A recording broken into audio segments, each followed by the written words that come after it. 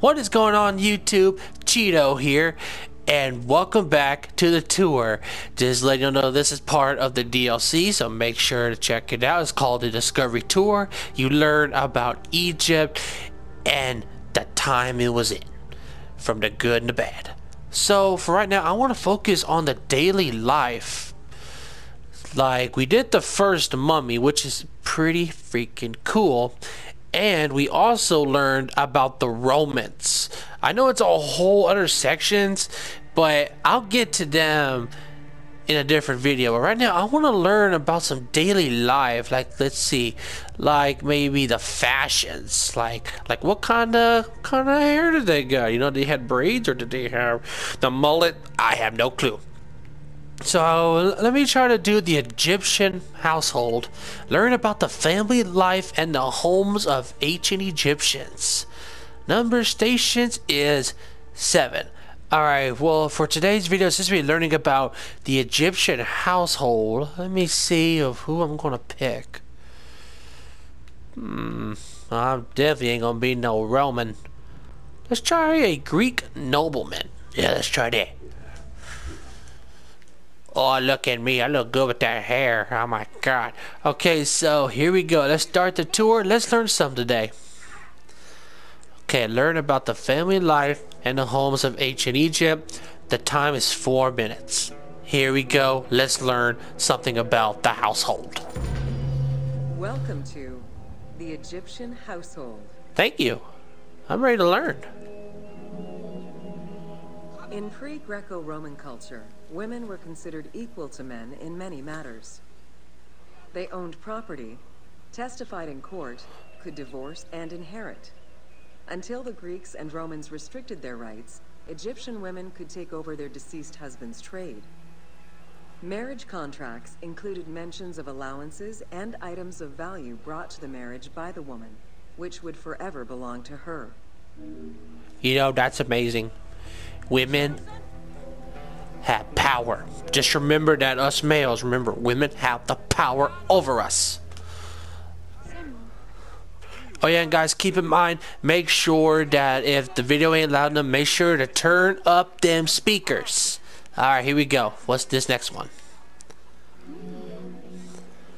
Certain professions were open only to women, such as weaving or professional mourning, while others were available to both genders, including working as servants for the rich households.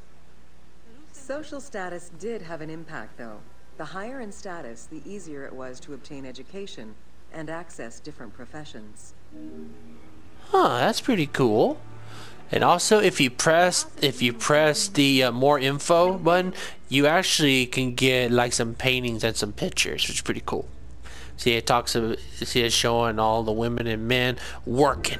Okay, so we're gonna go on the third station now. By the way, I still look good. Alright, here we go.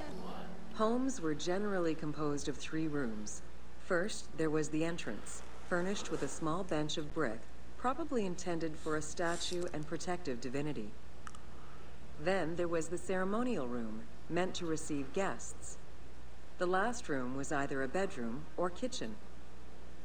Furniture consisted of basic chairs, chests, and storage. Tables were not used for family dinners. Instead, each individual had a small table of their own. Yeah, and keep in mind that they laid and slept in hay. Just be glad we got mattresses now. But that's pretty cool that they did not use the tables for dinners. That's something. Alright, what's next? Marriages were a social contract rather than a religious construct. Family was vitally important to ancient Egyptians, and children were considered a blessing from the gods. The father, mother, and their children were the nucleus of the family, and cohabitation sometimes extended to mothers-in-law, sisters, aunts, and sisters-in-law. And that one crazy uncle that won't leave you alone? Well, that's pretty cool. And children still are a blessing. Okay. Are y'all guys enjoying the tour so far? If you do, leave a like. That would be really appreciated, to leave a like. Okay, here we go.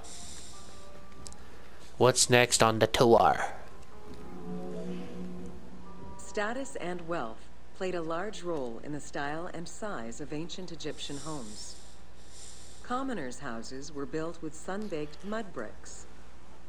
Wealthier homes were often painted in white and decorated with various motifs. So basically, if you were rich, that building would be big. Looks like some kind of Motel 6. Alright, here we go. What's the next one? Town officials and the rich lived in mansions with numerous rooms that were luxuriously decorated.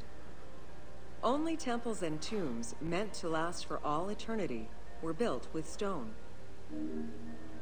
Now that's amazing. They were made from stone. Oh wow, that's pretty cool.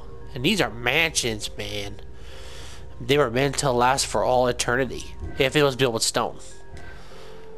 Okay, so what is the last thing that we gotta look? I'm jumping. Okay, what's this? Funeral stone inscriptions focused on the main member of a household. Encircling this person would then be a spouse, parents, and children, possibly even siblings. These stones were so structured because there were no surnames in ancient Egyptian culture. Parents and children were a sort of family tree, which allowed for the identification of the deceased. That's why family tree is important. Make sure to check out your family tree today. And we completed the tour. The Egyptian household. So far, what did we learn today? We learned that the women are the most powerful beings on the planet. Remember to respect your girlfriend, your mother, your wife. I wouldn't not say that crazy uncle, and we also learned that the mansions were big and they were made of stone. They were built to last. So that is amazing. It's amazing what you can learn from this tour. I encourage y'all guys to check out the Discovery Tour. It's part of the DLC. Make sure you download it and give it a chance. If you are a history buff like me, you would love this tour.